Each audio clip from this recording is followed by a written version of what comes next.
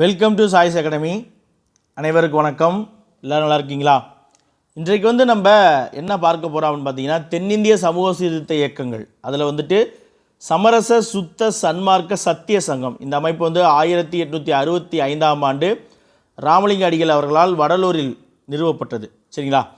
நம்ம பார்த்துடலாமா பாடத்துக்கு? பாருங்கள். ஆண்மநேய ஒருமைப்பாடு எங்கும் தலைக்கவும், இந்த உலகம் எல்லாம் உண்மை நெறி பெறுவதற்காகவும், எவருக்கும் இறைவன் ஒருவரே, எவ்விடத்தும் எவ்வுயிர்க்கும் இலங்கும் சிவம் ஒன்றே, அவரே அருட்பெரும் ஜோதி அப்படின்னு சொன்னவர் தான் திரு அருட்பிரகாச வள்ளலார் அவர்கள். அடுத்து பார்த்தீங்கன்னா, சமய சமரசம் பேசிய முதல் தமிழ் சமயவாதி. சரிங்களா? சமயங்களுக்குள்ளேயே சமரசம் பேசிய முதல் தமிழ் சமயவாதி யார் அப்படின்னு பார்த்தீங்கன்னா, அவர் அருட்பிரகாச வள்ளலார் அவர்கள். அவர் வடலூருக்கு போனதுக்கப்புறம் வள்ளலார் அப்படின்னு சொல்லி பிரபலமாக அறியப்பட்டார்.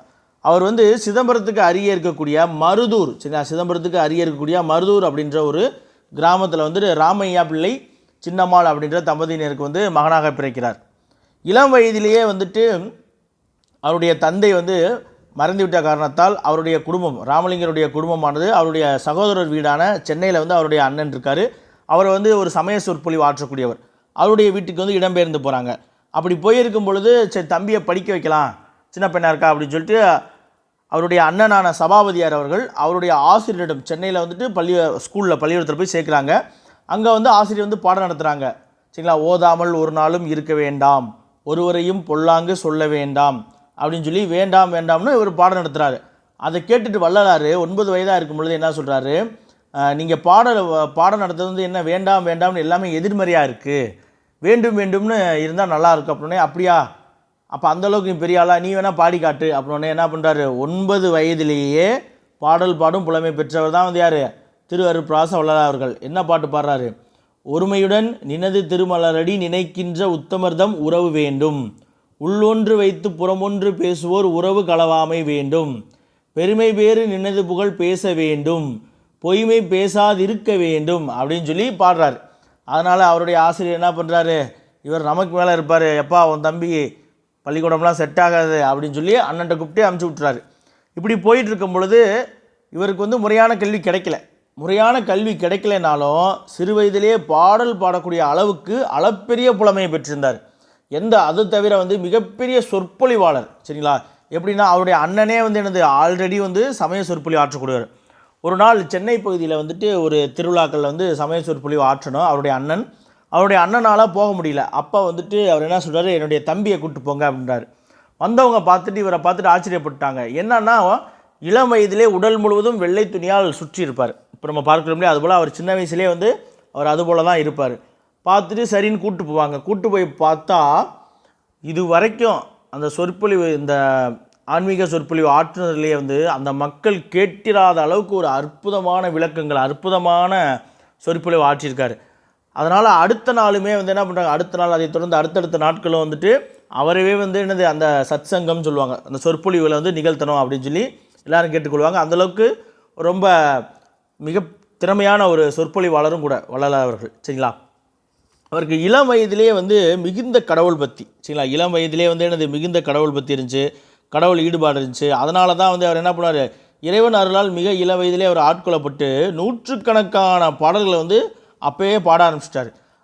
அவர் பாடிய மொத்த பாடல்கள் 5818 பாடல்கள், ரவுண்ட் ஆஃப் பண்ணி 6000 பாடல்கள் அப்படின்னு சொல்லி வச்சுருக்காங்க. 6 திருமுறைகளாக 6 தொகுப்புகளாக பிரிச்சுருக்காங்க. இந்த மொத்த பாடலுடைய தொகுப்பை என்னது, திருவருட்பா அப்படின்னு சொல்லுவாங்க. சரிங்களா? ராமலிங்கர் என்னன்னா, அவருடைய முக்கியமான நோக்கம்னாலே ஜீவகாருண்யம், அதாவது அவருடைய அன்பையும் கருணையும் இரக்கத்தையும் மனிதர்கள் மட்டுமில்லாமல் விலங்குகள், செடி கொடிகள்னு சொல்லி எல்லாருக்கும் கொடுக்குறார். அதைத்தான் அவர் ஜீவகாருண்யம் அப்படின்னு சொல்லியிருப்பார். என்ன சொல்கிறாருன்னா, உயிர்களிடையே நம்பிக்கை, இரக்கம், சரிங்களா, அப்படின்ற பிணைப்புகள் இருக்க வேண்டும் அப்படின்னு சொல்லி சொல்லுவார்.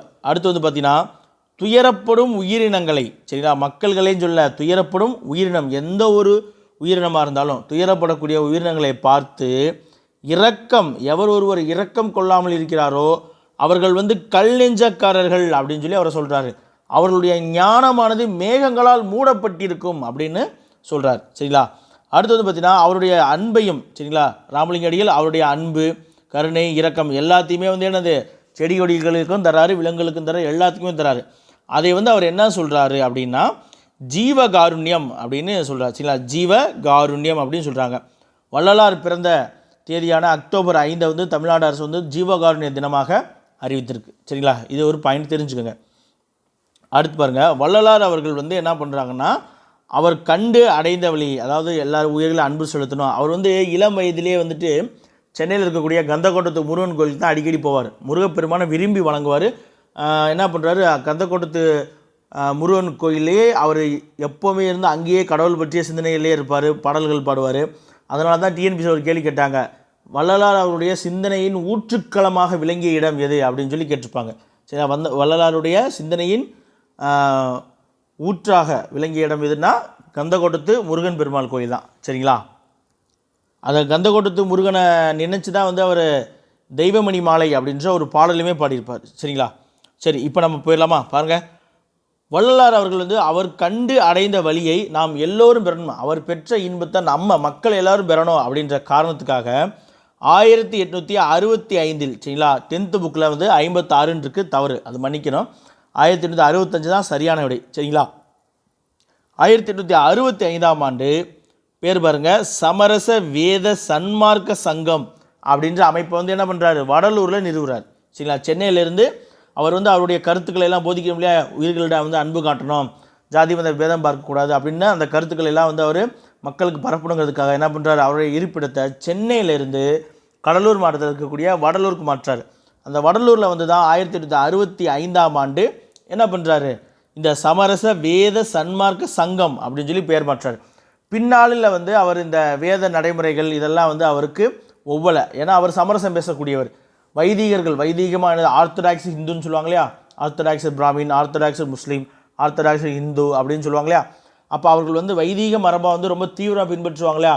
அவர்கள் சொல்லக்கூடிய கருத்து, அந்த வேத மதத்தில் இருக்கக்கூடிய அந்த வேதங்களில் இருக்கக்கூடிய கருத்து, இது எல்லாமே இவருக்கு வந்து என்னது, சில வேறுபாடுகள் வருது. இவர் அதில் எல்லாம் ஒத்து போகலை. சில ஒரு இந்து மதத்தை வந்து சார்ந்த ஒரு சமயத்துறவியாக இருந்தாலும் அதில் சொல்லப்பட்டிருக்க எல்லா விஷயங்களும் அவர் ஏற்றுக்கல. அவருடைய கருத்துக்கள் வந்து முற்போக்காக இருந்துச்சு, அவருடைய பாடல்களே வந்து முற்போக்காக இருந்துச்சு. சரிங்களா, அப்போ அதனால் என்ன பண்ணுறாரு, அவர் வந்து அந்த அமைப்பினுடைய பெயரை மாற்றுறாரு. எப்படின்னா சமரச சுத்த சன்மார்க்க சத்திய சங்கம் அப்படின்னு சொல்லி என்னது அந்த அமைப்பினுடைய பெயரை வந்து மாற்றார். சரிங்களா, வள்ளலார்களுடைய சன்மார்க்க வழி மூலமாக மக்கள், சரிங்களா, நாம் அப்படிங்கிறது என்னது, மக்களாகிய நாம் பெற வேண்டிய அனைத்து ஆன்ம பயனையுமே வந்து பெறலாம்.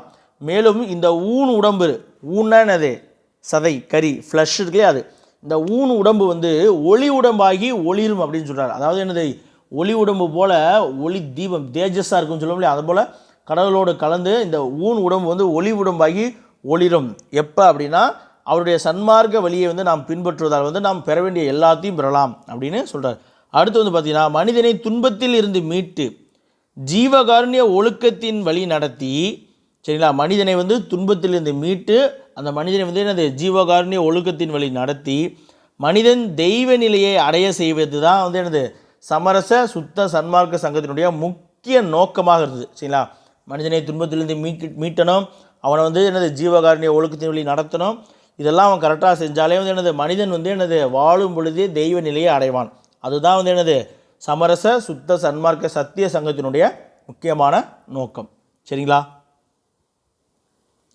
அடுத்து பாருங்க, சாதி மதங்களில் பேதமுற்று அலைந்து வீணே அழியக்கூடிய இந்த உலக உயிருக்கு என்னது ஆன்மநேய ஒருமைப்பாட்டுரிமை அப்படின்ற சாதனத்தை வந்து வழங்கியிருப்பார். சரிங்களா, ஜாதி பார்க்கக்கூடாது, மதம் பார்க்கக்கூடாது, இன வேறுபாடு பார்க்கக்கூடாது அப்படின்லாம் வந்து சொல்லியிருப்பார். அடுத்து வந்து பார்த்திங்கன்னா, அமைதியான இயற்கையை ஒட்டிய வாழ்வு பெறவும் நிலையான அழியாத மெய் வாழ்வு பெறவும் வழிவகுத்து கொடுத்தவர் தான் ராமலிங்க அடிகள். சரிங்களா, ஒரு மனிதன் அமைதியாக ஒரு இயற்கையை ஒட்டிய வாழ்வு வாழ்கிறதுக்கான வழி, அதே போல் என்னது நிலையான அழியாத வாழ்வு பெறுவதற்கான வழியை வகுத்து கொடுத்தவர் தான் ராமலிங்கனுடைய இந்த சமரச சன்மார்க்க சங்கத்தின் வழி நெறிமுறைகள். சரிங்களா, ஜீவகாருண்ய நெறி. அடுத்து வந்து பார்த்திங்கன்னா, ராமலிங்க அடிகள் வந்து மனிதருள்ளும் விலங்குகளிலும் செடி கொடிகளிலும் வந்து என்னது ஆத்மாவினுடைய ஒளியை கண்டார். சரிங்களா, அதனால தான் வந்து என்னது அவருடைய இரக்கத்தை வந்து செடி கொடிகளுக்கும் கூட தர முடிஞ்சது. அதாவது அவர் ஒரு ஸ்டேட்மெண்ட் சொல்லியிருப்பார், வாடிய பயிரை கண்ட போதெல்லாம் வாடினேன். அதாவது ஒரு பயிர் வாடி போயிருந்துச்சுன்னா அதை பார்க்கும்போது கூட என் மனசு வாடிச்சு அப்படின்னு சொல்லி அவர் சொல்லியிருப்பார். எனக்கு பாருங்கள், மறைகளால், மறைனா என்னது, வேதம், வேதங்களால் கூறப்படக்கூடிய வேள்வி முறைகளும் மற்ற சடங்குகளும் இல்லாமல் அன்பிலும் உள்ளத்தால், சரிங்களா, அன்பெனும் உள்ளத்தால் ஆண்டவனை அடையலாம். அன்பு அப்படின்ற அன்பு இருக்கக்கூடிய உள்ளத்தின் மூலமாக வந்து என்னது, நம்ம ஆண்டவனை அடையலாம். அவன் வந்து என்னது, ஒளிமயமானவன். சரிங்களா, அதனால தான் வந்து இப்போ பார்த்தீங்கன்னா வள்ளலாருடைய அந்த நம்ம வடலூர் இருக்கு இல்லையா, வடலூர் இருக்கக்கூடிய அவருடைய சித்தி வளாகம் சொல்லுவாங்க. அவருடைய அந்த தியான கூடம் இருக்குது பார்த்தீங்களா, அதை வந்து சித்தி வளாகம்னு சொல்லுவாங்க. மற்ற இடங்கள்லையும் வந்து இருக்குது. அதில் எல்லாமே வந்து என்னது, ஒரு விளக்கு ஏற்றி வச்சுருப்பாங்க, தீபம். இறைவன் வந்து ஒளிமயமானவன். சரிங்களா, அருட்பெரும் ஜோதி, அருட்பெரும் ஜோதி, தனிப்பெருங்கருணை, அருட்பெரும் ஜோதி அப்படின்னு சொல்லுவாங்க. இறைவன் ஒளிமயமானவன் அப்படின்னு சொல்கிறார். சரிங்களா, எல்லா உயிர்களிடமும் வந்து என்னது, ஆன்மாவினுடைய ஒளியை கண்டார். மறைகளால், வேதங்களில் சொல்லக்கூடிய சடங்குகள், சம்பிரதாயங்கள், அந்த வழிபாட்டு முறைகள் இதெல்லாம் வேணாம். இதெல்லாம் இல்லாமலே அன்பு இருக்கக்கூடிய உள்ளத்தால் மட்டுமே வந்து என்னது, நாம் ஆண்டவனை அடைய முடியும். அந்த இறைவன் வந்து என்னது, ஒளி வடிவானவன் அப்படின்னு சொல்கிறாங்க. ஏன்னா அவர் உருவ வழிபாட்டை ஒதுக்கிட்டார். சரிங்களா, அப்போ நம்ம இப்போ தெரியுதா அவர் ஏன் வேத சங்கம் அப்படின்றத வந்து வேதத்தை தூக்குனாருன்னு. சரிங்களா, இந்த கருத்து முரண்பாட்டால் தான். அடுத்து பாருங்கள், சாதி சமய வேறுபாடு இன்றி சமரச சுத்த சன்மார்க்க நோக்கி வந்து எனது உலக மக்கள் அனைவரிடமே வந்து வள்ளலார்கள் வந்து பரவ செய்திருப்பார். அடுத்து வந்து பார்த்தீங்கன்னா இவருடைய முக்கியமான பணி, இன்றும் அணையாமல் வருகின்றவர்களுக்கெல்லாம் உணவளித்து கொண்டிருக்கக்கூடிய வடலூரில் சத்திய தர்மசாலை அப்படின்ற ஒரு அமைப்பு உருவாக்குறாரு. அதாவது நமக்கு தெரியும், 12th நம்ம ஹிஸ்ட்ரியில் படிச்சிருப்போம், 1866 to 68 இந்த காலகட்டங்களில் ஒரிஷா பஞ்சம் ஏற்பட்டு அதில் 1.5 மில்லியன் மக்கள் வந்து இறந்திருப்பாங்க அப்படின்னு. அந்த பஞ்ச காலம் தான் 1866 தென்னிந்தியா பகுதியில் வந்து ஒரு கடுமையான பஞ்சமும் தொற்று நோய்களும் ஏற்பட்டது. அந்த பஞ்சத்தை இவர் நினச்சிக்கிட்டா என்ன பண்ணுறாரு, ஏழை மக்கள்லாம் உணவுக்கே சாப்பாட்டுக்கு ரொம்ப கஷ்டப்படுறாங்க, அதனால் எல்லா மக்களுக்கு வந்து நம்ம உணவு தரணும் அப்படின்னு சொல்லி 1867 அடுத்த வருஷமே, 66 பஞ்சம் வருது, பஞ்சத்தை பார்த்துட்டு அடுத்த வருஷமே என்ன பண்ணுறாரு, சத்திய தர்மசாலை அப்படின்ற ஒன்றை நிறுவுறார். எங்கள் வடலூர்லேயே நிறுவி வருகின்ற மக்கள், ஏழை எளிய மக்கள், நோயற்றவர்கள் எல்லாருக்குமே வந்து எனது இலவசமாக உணவு தரார். சரிங்களா, அங்கே எந்தவித மத வேறுபாடு, சாதி வேறுபாடு, இது எல்லை எதுவுமே கிடையாது. எல்லாத்தையும் தாண்டி எல்லா மக்களுக்குமான, அனைத்து மக்களுக்குமான இலவச உணவளிக்க தொடங்கினார். இன்ன வரைக்கும் அவர் அன்று பற்ற வைத்த 1867 பற்ற வைத்த அந்த நெருப்பு, அந்த அடுப்பு இன்று வரைக்கும், சரிங்களா, நம்ம கோவிட் டைம் நினச்சி அந்த கோவிட் காலத்தில் கூட ஒரு நாள் கூட அணையாமல் எல்லா மக்களுக்கும், ஏகப்பட்ட மக்களுடைய பசியை தீர்த்து கொண்டிருக்கிறது. இன்னும் தீர்த்து கொண்டு தான் இருக்கும். சரிங்களா, சரி, இவர் வந்து தேவார திருவாசக பாடல்களால் வந்து ஈர்க்கப்பட்டு மனமுருகி பல பாடல்கள் பாடியிருக்கார். நம்ம ஏற்கனவே பார்த்தோம்னா சின்ன வயசுலேயே பாடியிருப்பாருன்னு. தேவார திருவாசக பாடல்களாக வந்து இவர் பெரிதும் ஈர்க்கப்பட்டார். அந்த பாடல்களை அடிப்படையாக வச்சு தான் வந்து என்ன பண்ணியிருப்பார், இவர் வந்து சொந்தமாக பாடல்கள் எல்லாமே இயற்றியிருப்பார். சரிங்களா, அவருடைய காலத்தில், ராமலிங்க அடிகளாருடைய காலத்தில் வந்துட்டு இந்து சமயம் வந்து யாருடைய கட்டுப்பாட்டில் இருந்துச்சுன்னா, நம்ம படிக்கலாம் திருவாவடுதுறை ஆதீனம், தர்மபுர ஆதீனம், திருப்பனந்தாள் ஆதீனம் அப்படின்ற நம்ம ஆதீனங்களாக பார்த்துக்கலாம். குன்றக்குடி அடிகளார்லாம் வந்து அந்த தர்மபுர ஆதீனம் அந்த இதில் வருவாங்க. சரிங்களா, அதே போல் நம்ம மகாவித்வான் மீனாட்சி சுந்தரனார்லாம் வந்து எனது திருவாவடுதுறை ஆதீனத்தில் அவர் இருந்திருப்பார் அப்படின்லாம் பார்த்துருப்போம். இந்த ஆதீனங்களுடைய கட்டுப்பாட்டில் தான் வந்து இந்து சமயமானது சைவ சமயமானது இருந்துச்சு. ஆனால் வள்ளலாருடைய பாடல்கள் எல்லாமே எப்படி இருந்துச்சுன்னா, வள்ளலாருடைய பாடல்கள் எல்லாமே முற்போக்கு சிந்தனை கொண்ட பாடல்களாகவே இருந்துச்சு. சரிங்களா, முற்போக்கு சிந்தனை கொண்ட பாடல்களாக இருந்தது. அவர் வந்து என்ன சொல்கிறாரு, மதவெறியையும் பகுத்தறிவற்ற தன்மையுமே வந்து அவர் பாடல்கள் வழியாக கண்டனம் செய்கிறார். இது அவர் ராமலிங்கர் வந்து ஒரு உள்ளுணர்வு சார்ந்த இறைநிலை காட்பட்டார். சரிங்களா, இறைவன் அவருடைய உள்ளுணர்வு சார்ந்த ஒரு இறைநிலை காட்பட்டார். அந்த அனுபவத்தை தான் வந்து என்ன பண்ணுறாரு, அவர் பாடல்களில் வந்து பதிவு செய்தார். இதனால் என்ன ஆகுதுன்னா, வைதிக சமயத்தினருக்கு இவர் மேல் வந்து என்ன ஆகுது, ஒரு வெறுப்பு உண்டாகுது. சரிங்களா, இதன் காரணமாக ஏற்கனவே இந்த தர்மபுர ஆதீனம், திருவாவடுதுறை ஆதீனம், திருப்பனந்தாள் ஆதீனம் போன்ற நிறுவனப்படுத்தப்பட்டிருந்த சைவ அமைப்புகளோடு வள்ளலாருக்கு, ராமலிங்க அடிகளுக்கும் சின்ன ஒரு கிளாஷ் ஆகுது, மோதல் ஏற்படுது.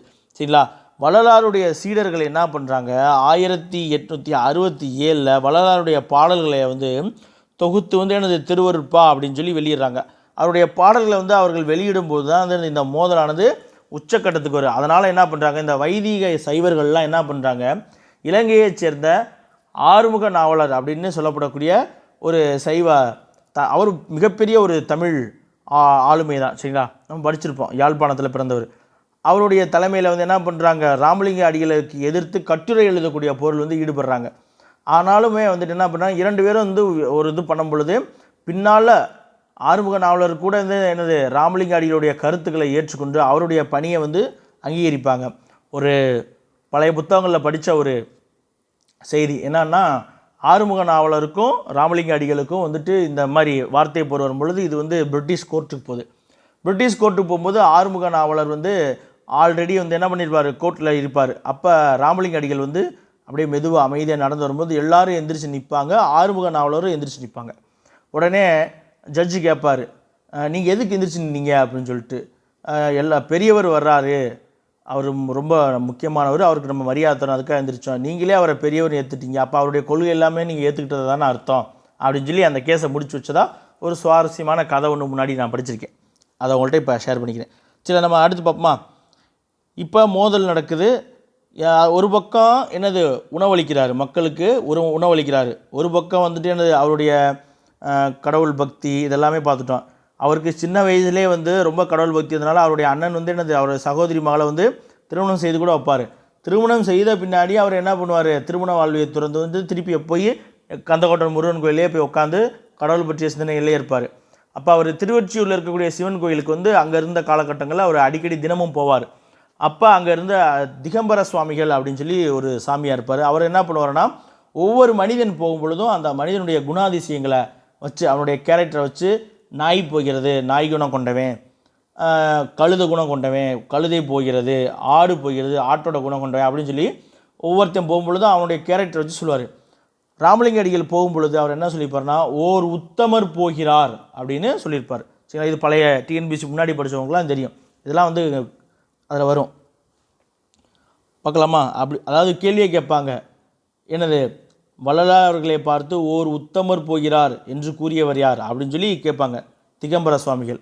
அதே போல் வந்து என்னது வள்ளலார் அவர்களை வந்து பாரதியார் இருக்கார் இல்லையா, புதுநெறி கண்ட புலவர் அப்படின்னு சொல்லுவாங்க. சரி, புதுநெறி கண்ட புலவர் அப்படின்னு பாராட்டியிருக்காங்க. சரி, நம்ம அடுத்ததுக்கு போகலாம்.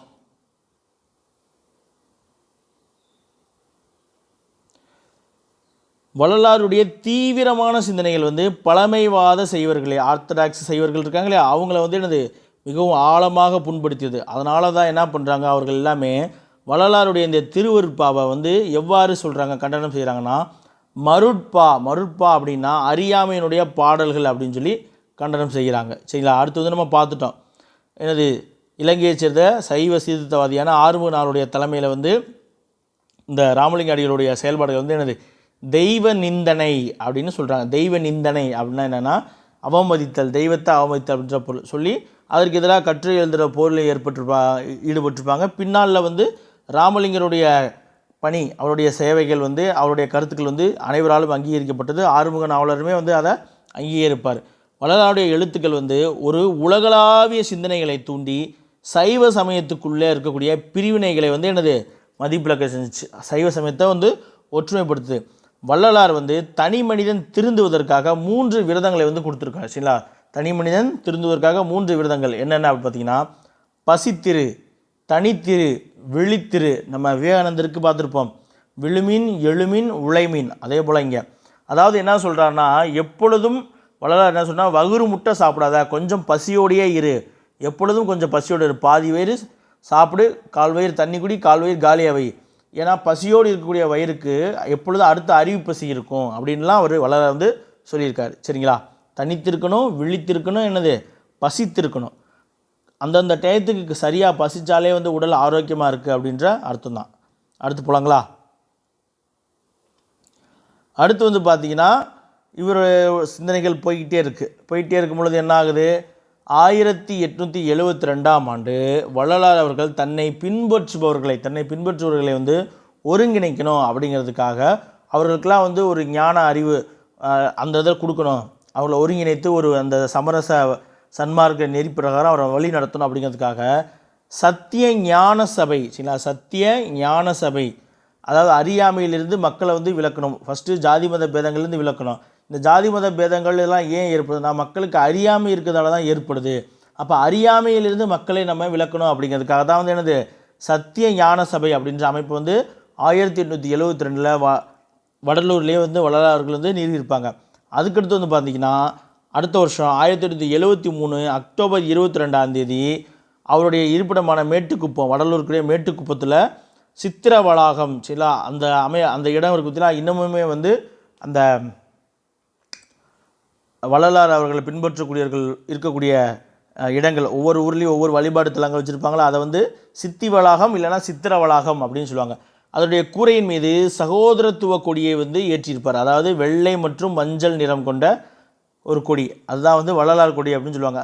வெள்ளை மற்றும் மஞ்சள் நிறம் கொண்ட சகோதரத்துவ கொடி, அதாவது ஃப்ளாக் ஆஃப் பிரதர்ஹுட் அப்படின்ற கொடியை வந்து 1873 அக்டோபர் 22 ஏற்றியிருப்பார் சரிங்களா. 1823 அக்டோபர் 5 பிறந்த ராமலிங்கர் ஜனவரி 30 சரிங்களா, ஜனவரி 30 1874 நாள் இந்த மண்ணுலக வாழ்வை வந்து விட்டு நீந்திருப்பார். அவருடைய இறப்பில் வந்து ஒரு மர்மம் இருக்குது இன்ன வரைக்கும் அப்படின்னு சொல்கிறாங்க. அதாவது இந்த தேதியில் ஜனவரி 30 1874 நாள் அவருடைய அறைக்குள்ளே போனவர் வந்து அடுத்த நாள் போய் திரும்பி வரவே இல்லை. என்னென்னு போய் திறந்து பார்த்தா அங்கே எந்த வித இதுவும் இல்லை. எல்லாரும் எப்படி நம்புகிறாங்க, நிறைய பேர் எப்படி நம்புகிறாங்கன்னா, அவர் வந்து ஜோதிமயமாயிட்டார், வள்ளலார் வந்து அவருடைய உடல் கிடைக்கவே இல்லை, அவருடைய இறப்பு வந்து இன்று வரைக்கும் மர்மமாக இருக்குது, அவர் இறந்துட்டார், அவர் மறைந்து விட்டார் அப்படின்னு சொல்லி நம்புகிறாங்க. இறைவனோடு ஜோதியாக கலந்து விட்டார் அப்படின்னு நம்புகிறாங்க. ஒரு சிலர் வந்துட்டு வேறு மாதிரியும் சொல்கிறாங்க, அவரை வந்து சூடத்தை வச்சு மொத்தமாக எரிச்சிட்டாங்க, அதனால் அவருடைய உடல் எலும்பு சாம்பல் எதுவுமே கிடைக்கல அப்படின்னும் சொல்கிறாங்க. பட் இதுக்கு எந்த இதுவும் கிடையாது சரிங்களா. சூடத்தை வச்சு எடுத்ததுக்கு வந்து நான் செவி வழியாக கேள்விப்பட்டதான் சரி, அவரை பற்றி லேசாக தேடும்பொழுது செவி வழியாக கேள்விப்பட்டது. மற்றபடி பெரும்பாலானவர்களாக நம்பப்படுகிறது என்ன அப்படின்னு சொல்லி பார்த்தீங்கன்னா, அவர் ஜோதி வடிவாயிட்டார் தான் இன்ன வரைக்கும் நம்புகிறாங்க. எல்லாருமே எனது ஜோதியோடு ஜோதியாக, அதாவது இறைவனை வந்து ஜோதி வடிவில் பார்த்த ராமலிங்கர் இறைவனோடு ஜோதியாக கலந்து விட்டார் அப்படின்றாங்க நம்புகிறாங்க. அரசு அதிகாரிகளாக வந்து ஆய்வு செஞ்சாங்க, எல்லாமே செஞ்சாங்க, அதெல்லாமே ரெக்கார்ட் பண்ணியுமே வச்சுருக்காங்க சரிங்களா. இன்று வரைக்கும் அவருடைய இறப்பு வந்து எனது ஒரு மர்மமாக தான் இருக்குது. அடுத்து அவர் கொடுத்த ஒரு முக்கியமான ஸ்டேட்மெண்ட், வள்ளலார்கள் கொடுத்த ஒரு முக்கியமான ஸ்டேட்மெண்ட் பாருங்கள். நாட்டில் நிலவிய பசிக்கும் வறுமைக்கும் ராமலிங்கர் சாட்சியாக இருந்தார். பசியினால் இளைத்து போன மிகவும் சோர்வுற்ற ஏழை மக்கள் ஒவ்வொரு வீட்டிற்கும் செல்வதை நான் பார்த்தேன். இருந்தும் அவர்களின் பசி போக்கப்படவில்லை. என் இதயம் கடுமையாக வேதனைப்படுகிறது. கடுமையான நோயினால் வேதனைப்படுபவர்களை எனக்கு முன்பாக பார்க்கிறேன். எனது இதயம் நடுங்குகிறது. ஏழைகளாகவும் இணையில்லா நன்மதிப்பையும் களைப்படைந்த இதயத்தையும் கொண்டுள்ள அம்மக்களை நான் பார்க்கிறேன். நான் பலவீனம் அடைகிறேன் அப்படின்னு சொல்லி வள்ளலார்கள் வந்து மக்களை வந்து சொல்லியிருப்பார் சரிங்களா. அடுத்து அவருடைய இலக்கிய படைப்புகள் பார்த்துடலாங்களா. பாருங்கள், வள்ளலார் பதிப்பிச்சிருக்கார், என்னென்ன நூல்களை பதிப்பிச்சிருக்கார் அப்படின்னு பார்த்தீங்கன்னா, சின்மய தீபிகை, ஒளிவில் ஒடுக்கம், தொண்டை மண்டல சதகம், இந்த 3 நூல்களை வந்து வள்ளலார்கள் வந்து பதிப்பிச்சிருக்கார். அடுத்து அவர் எழுதிய உரைநடைகள் பாருங்கள், மனுமுறை கண்ட வாசகம், ஜீவகாருண்ய ஒழுக்கம் அப்படின்ற நூல் எழுதியிருப்பார் சரிங்களா. அடுத்து வந்து திருவருட்பா, அவர் எழுதிய செய்யுள் வந்து என்னது திருவருட்பா. அடுத்து வந்து என்னது அந்த கந்தகோட்டத்து முருகப்பெருமான் மீது தெய்வமணி மாலை அப்படின்ற பாடலும் பாடியிருப்பார். ராமலிங்கர் பாடிய 6000 பாடல்கள், மொத்தம் 5818 பாட்டு ரவுண்ட் ஆஃப் பண்ணி 6000 வச்சுருக்காங்க சரிங்களா. அப்போ 4000 திவ்ய பிரபந்தம் இருக்குன்னா அதில் 3975 என்னமோ தான் இருக்குது சரிங்களா. 3775 885 இருக்குது.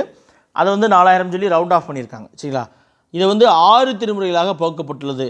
இந்த திருவருட்பாவினுடைய முதல் 4 திருமுறைகளை வந்து ராமலிங்க அடிகளுடைய முதன்மை சீடரான தொழுவூர் வேலாயுதம் அடிகள் அவர்கள் தான் வந்து வெளியிட்டிருப்பார் சரிங்களா. அவருடைய பின்னாடி 1866 இந்த காலகட்டங்களுக்கு பிறகு தான் சரிங்களா. இந்த காலகட்டங்களுக்கு அதாவது 67 தானே வெளியிடுறாங்க, 66 67க்கு பிறகு தான் இவருடைய பாடல் வந்து வெளியேறுது. இந்த முதல் 4 திருமுறைகள் வந்து வெளியிடப்பட்டது. மீதி இருக்கக்கூடிய 2 திருமுறைகள் அவருடைய இறப்பிற்கு பின்னாடி வெளிவந்தது அப்படின்னு சொல்லி சொல்கிறாங்க சரிங்களா. அடுத்து வந்து பார்த்திங்கன்னா, ராமலிங்க அடிகளை பற்றி நம்முடைய மாப்போ சிவஞானம் மாப்போசி இருக்கார்லையே, அவர் என்ன சொல்லியிருக்காருன்னா, ராஜாராம் மோகன் ராய், சுவாமி தயானந்த சரஸ்வதி, ராமகிருஷ்ண பரமஹம்சர் ஆகியோரை விட மேலான சீர்திருத்தவாதி வள்ளலார் அப்படின்னு சொல்லி மாப்போ சிவஞானம் சொல்லியிருக்காரு சரிங்களா.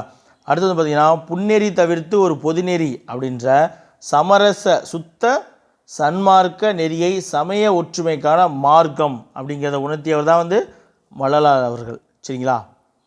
இதோட வந்து வள்ளலாரை பற்றி முடியுது. முக்கியமாக நீங்கள் இதில் தெரிஞ்சுக்க வேண்டியது என்னது, வள்ளலார் வந்து என்னது முதல் சமய சமரசம் பேசிய தமிழ் சமயவாதி.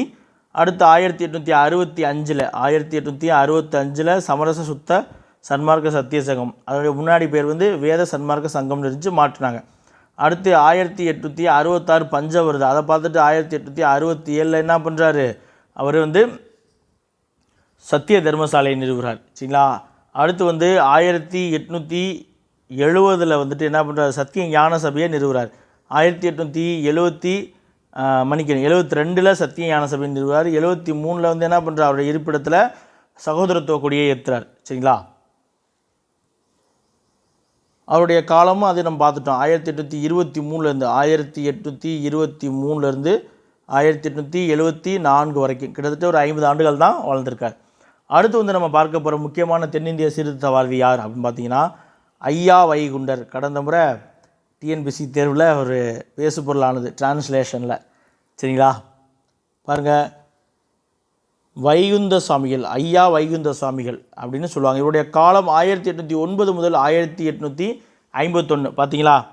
வள்ளலார் வந்து 1823. முக்கியமான ஆளுமைகள் சீர்திருத்தவாதிகள்லாம் பாருங்கள் இந்த 18-19ஆம் நூற்றாண்டில் தான் தோன்றியிருக்காங்க.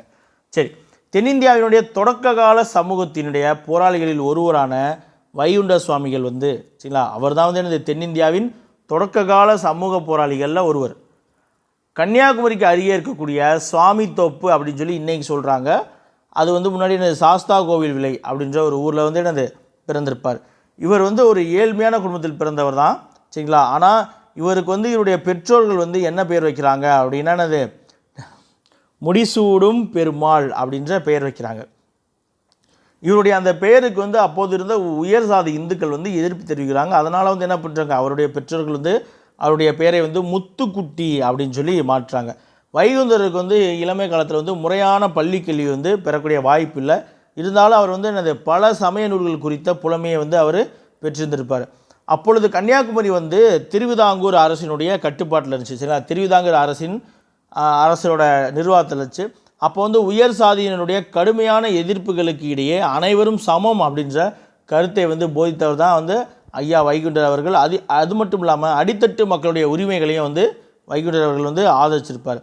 வைகுந்தர் வந்து ஒரு ஏழ்மையான நாடார் வகுப்பை சார்ந்தவராக இருந்தாலும் அதை தாண்டி தாழ்த்தப்பட்டவருடைய உரிமைகளுக்காகவும் சமத்துவத்துக்காகவும் சகோதரத்துக்காகவும் பாடுபட்டவர் தான் ஐயா வைகுந்தர் அவர்கள். வைகுந்தருடைய இயக்கம் வந்து எதை கொண்டு இருந்துச்சுன்னா, பிறப்புக்கும் எல்லா உயிர்க்கும் அப்படின்ற திருக்குறளுடைய வழி தத்துவத்தை அடிப்படையாக கொண்டு இருந்ததான் வந்து ஐயா வைகுந்தர் அவர்களுடைய இயக்கம். சரிங்களா. ஐயா வைகுந்தர் வந்து சரிங்களா இந்து மதத்தில் நிகழ்ந்த மத மாற்றங்களை வந்து முழுமையாக எதிர்ப்பார், முழு மூச்சோடு எதிர்த்திருப்பார். அவருடைய சீடர்கள் எல்லாமே வந்து மக்கள் தொகை கணக்கெடுப்பு நடக்கும்போது கூட தங்களை இந்துக்கள் அப்படின்னு தான் வந்து பதிவு செஞ்சுருப்பாங்க. இன்று வரைக்கும் கூட ஐயா வைகுண்டரை வந்து ஃபாலோ பண்ணுறவங்க வந்து இந்துக்கள் தான் இருக்காங்க. மற்ற சமயத்தை சேர்ந்தவர்கள் வந்து ஐயா வைகுந்தரை வந்து ஃபாலோ பண்ணுறதில்லை. நீங்கள் கன்னியாகுமரி, திருநெல்வேலி அந்த பகுதியிலலாம் போனீங்கன்னா ஐயா வழின்னு சொல்லி இன்றமும் கோயில்கள் இருக்குது. அங்கே அவருடைய வழிபாட்டு முறைகள்லாம் இருக்குது. சரிங்களா. உங்களுக்கு சிம்பிளாக தெரியும்னா நம்ம ஜிபி முத்து இருக்கார் இல்லையா, டிக்டாக்ல வந்துட்டு அதுக்கப்புறம் இன்ஸ்டாலெல்லாம் ஃபேமஸான ஜிபி முத்து, பிக் பாஸ் ஜிபி முத்து. அவர் பார்த்தீங்கன்னா நெத்தியில் திருநீரை வந்து அப்படி ராம மாதிரி போட்டிருப்பார். அந்த ஐயா வைகுந்தர் அவருடைய வழியை பின்பற்றுறவங்கள அதுபோல் தான் வந்து திருநீர் இடுவாங்க. சரிங்களா. அதுக்காக தான் சொன்னேன். அடுத்து பார்த்துடலாமா. வைகுந்தர் வந்து முழுக்க வந்து என்னது, அவர் சாதி எதிர்ப்பு இயக்கம் தான். ஆனால் இந்து மதத்தில் இருக்கக்கூடிய பல சமய சடங்குகள் இருக்குது பார்த்தீங்களா, அது அப்புறம் வந்துட்டு உயிர் பலியிடுதல், அப்புறம் வந்து இந்த சின்ன சின்ன பீடங்கள் வச்சுக்கும்போது, அதாவது ஒடுக்கப்பட்ட மக்களுக்காக அவங்கள வந்து உள்ள கோயிலுக்குள்ளே, பெரிய கோயிலுக்குள்ளே விட மாட்டாங்க. அதனால் என்ன பண்ணுவாங்க, அவங்கவுங்க சாமியை கும்பிட்றதுக்காக சின்னதாக செங்கல் வச்சு அப்படியே சுண்ணாம்பு வச்சு பீடம் மாதிரி, பூடம் அப்படின்வாங்கல்ல, பீடம் மாதிரி வச்சு அதை கும்பிடுவாங்க. அதையெல்லாம் கும்பிடாதீங்க, சிறுதெய்வ வழிபாட்டையே விடுங்க, ஏன்னா புலால் மறுக்கணும், சிறுதெய்வங்களுக்கு வந்து சேவல், ஆடு, கோழி இதெல்லாம் பலியிறதெல்லாம் செய்யக்கூடாது அப்படின்னு சொல்லியிருப்பார். அது மட்டும் இல்லாமல் அப்போது இருந்த திருவிதாங்கூர் அரசில் வந்துட்டு ஒடுக்கப்பட்ட தாழ்த்தப்பட்ட மக்கள் வந்து தலையில் வந்து தலப்பாக கட்டி கொள்றதுக்கு அனுமதி இல்லாமல் இருந்துச்சு. இது மட்டும் இல்லாமல் இன்னும் சில இடங்களில் செருப்பு போகிறதுக்கு அனுமதி இல்லாமல் இருக்கும், மேலாடை போகிறதுக்கு அனுமதி இல்லாமல் இருக்கும். இது போன்ற பல்வேறு கட்டுப்பாடுகள்லாம் இருந்துச்சு. அப்போ வந்து வைகுந்தர் என்ன பண்ணுறாருன்னா, அவருடைய அந்த ஒடுக்கப்பட்ட மக்கள் எல்லாத்தையும் வந்து ஒன்று திரட்டுறாரு. சரிங்களா. எல்லாத்தையும் ஒன்று திரட்டி நீங்கள் வந்து இனிமேல் தலப்பாக கட்டிக்கங்க, அவங்களுக்குனே வந்து என்னது ஒரு கோயில் கட்டுறாரு. சரிங்களா. அவர்களுக்காகவே வந்துட்டு ஒடுக்கப்பட்ட மக்களுக்காகவும் மற்ற அனைத்து மக்களையும் வந்து ஒன்று திரட்டி எல்லாரும் சமம் அப்படிங்கிறதுக்காகவே அவர்களுக்காகவே வந்துட்டு நிழல் தாங்கல்கள் அப்படின்னு சொல்லப்படக்கூடிய பெயர்களை வந்து என்ன அப்படின்னு சொல்லப்படக்கூடிய பேரில் வந்து கோவில்களை கட்டுறாரு. அந்த கோவில்களில் வந்து எல்லாரும் தலைப்பாகை கட்டி தியானம் பண்ணணும் அப்படின்னு சொல்கிறார். கிட்டத்தட்ட 1833 வந்துட்டு என்ன பண்ணுறாரு, சாமி தோப்பில் வந்து எல்லா மக்களும் சமம் அப்படிங்கிறதுக்காக அவர் வந்து தியானத்தை தொடங்குறாரு. அப்படி தியானத்தை தொடங்கி அந்த தியானத்தில் இருக்கக்கூடிய காலகட்டங்களில் அவர் வந்து ஒரு துறவி போலவே வாழ்ந்திருப்பார். காவி உடை தரித்து ஒரு துறவி போலவே வாழ்ந்திருப்பார். சரிங்களா?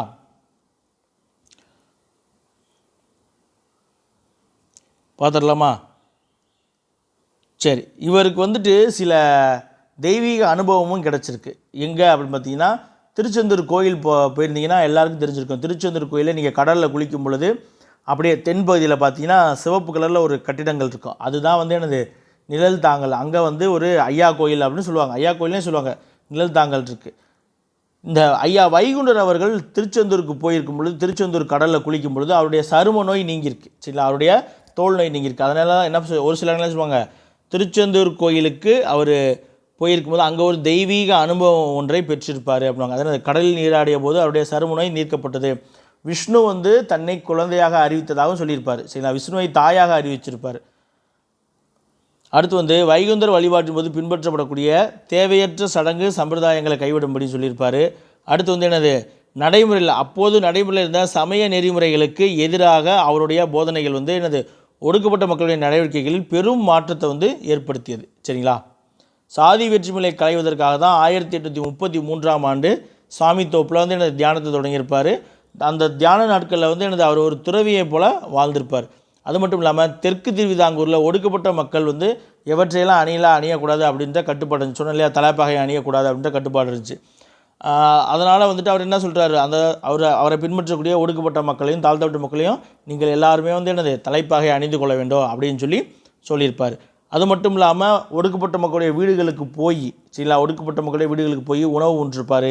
அவர்களுக்காக முகாம்கள் நடத்தியிருப்பார். இந்த மாதிரி பல்வேறு விஷயங்கள் வந்து செஞ்சுருப்பார். சரிங்களா? இயக்கம் நடத்தியிருப்பார். அதே போல் வந்து இந்த கோயில்களை பலியிடக்கூடாது அப்படிங்கிறதுக்காக இயக்கம் நடத்தியிருப்பார். பின்னாடி வரும் பாருங்கள்.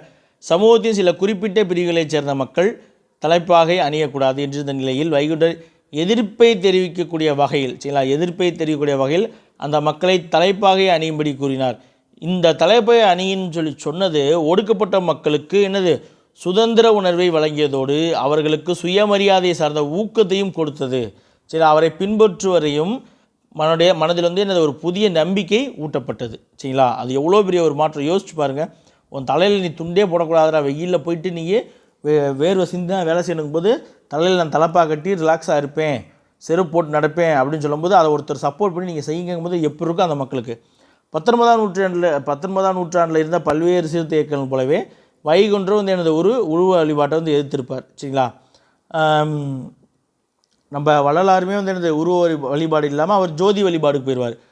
இந்த நிழல் தாங்கல் என்ன பண்ணுவாங்கன்னா, உள்ளே வந்து கருவறையில் வந்து ஒரு கண்ணாடி வச்சுருவாங்க. கண்ணாடியை பார்த்து நம்ம சாமி கும்பிடுவோம். இதே போல் ஒரு கான்செப்ட் எங்கே இருக்குன்னா, ஜப்பானில் ஷிண்டோ மார்க்கம் அப்படின்னு சொல்லுவாங்க. ஷிண்டோன்னு அந்த கோயிலில் வந்து கண்ணாடி தான் இருக்கும். நம்மளை பார்த்து நம்மளை நம்பியே கும்பிட்டுக்கணும். நமக்குள்ளே தான் கடவுள் இருக்கார், நாதன் உள்ளே இருக்கிறார். சரிங்களா?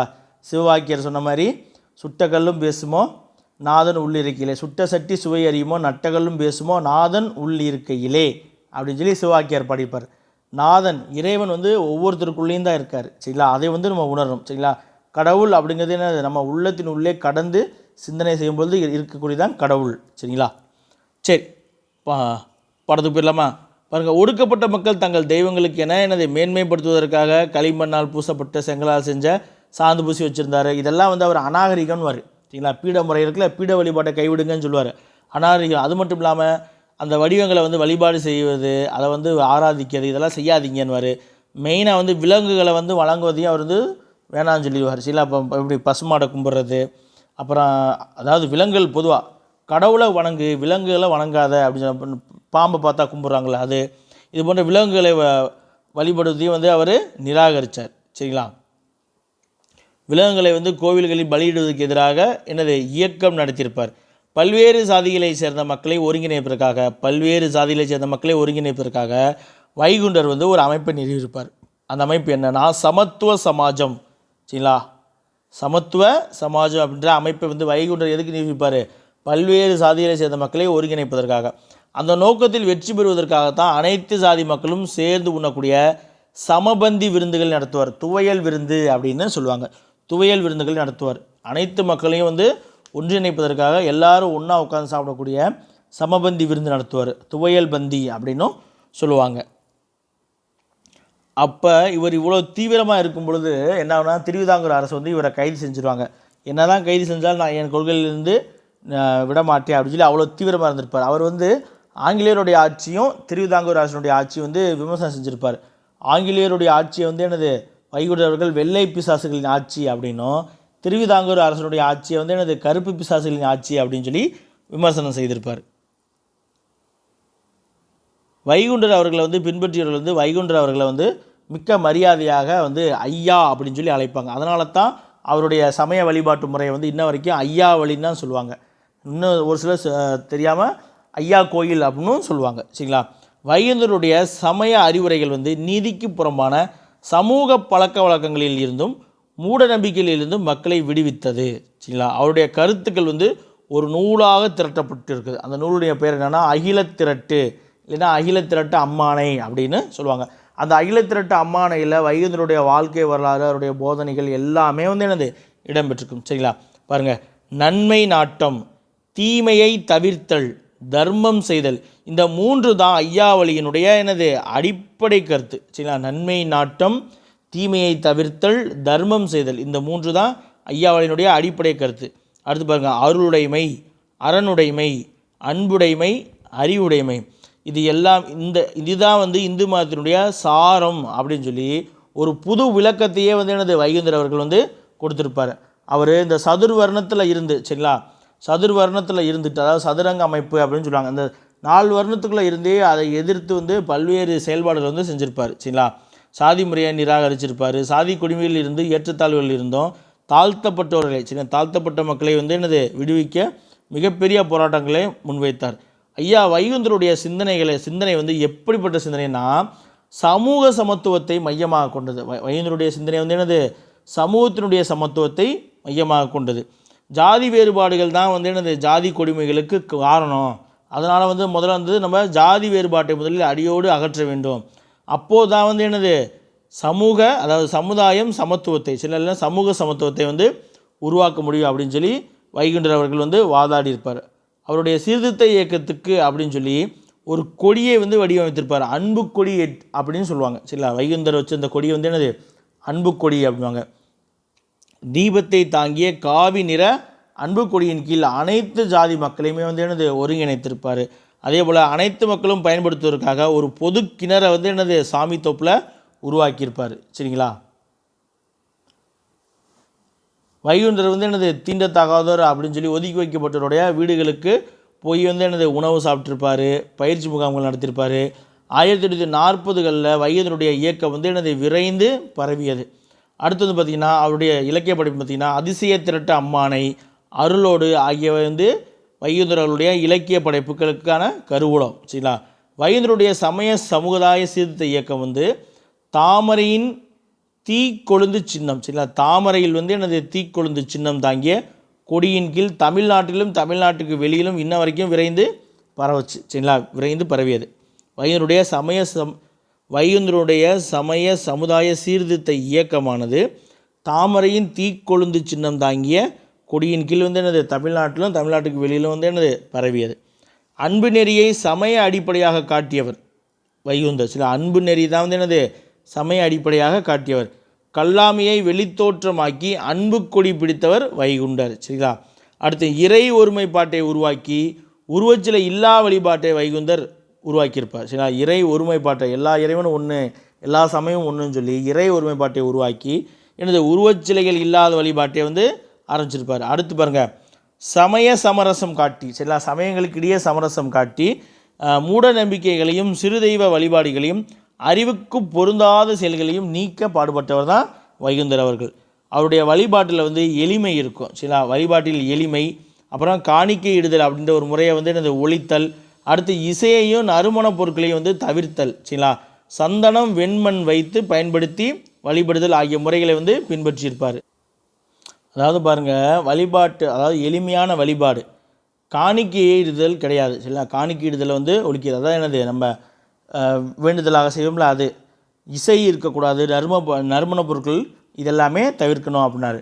எப்படி வணங்கணும் அப்படின்னா, சந்தனமும் வெண்மண்ணும் பயன்படுத்தி வழிபடுதல் வேண்டும் அப்படின்ற முறையை வந்து அவர் பின்பற்றியிருப்பார். அது வந்து ஆடம்பரம் இல்லாமல் அன்பு காட்டுவது, பகிர்ந்துண்ணும் பண்பு போன்றவற்றை வந்து வளர்த்திருப்பார். சரிங்களா?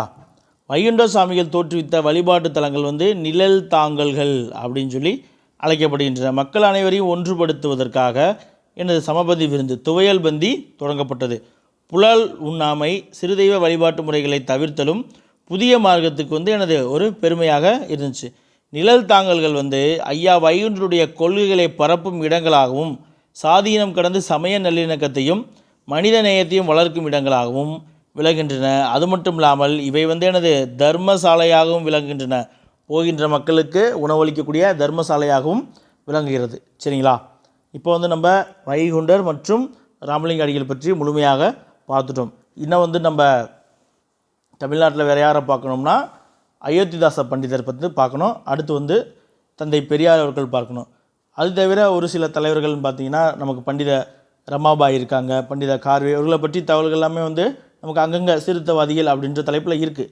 அதையுமே வந்து நம்ம லைட்டாக சேர்த்து பார்த்துக்கலாம். சரிங்களா? அது பார்த்துட்டோம்னா இன்னும் பார்த்திங்கன்னா இன்னும் ஒரு 2 வீடியோக்களில் வந்து உங்களுக்கு இந்த தேசிய மறுமலர்ச்சி அப்படின்ற டாப்பிக்கே வந்து முடிஞ்சிடும். சரிங்களா? மீண்டும் ஒரு அடுத்த வீடியோவில் சந்திப்போம். நன்றி.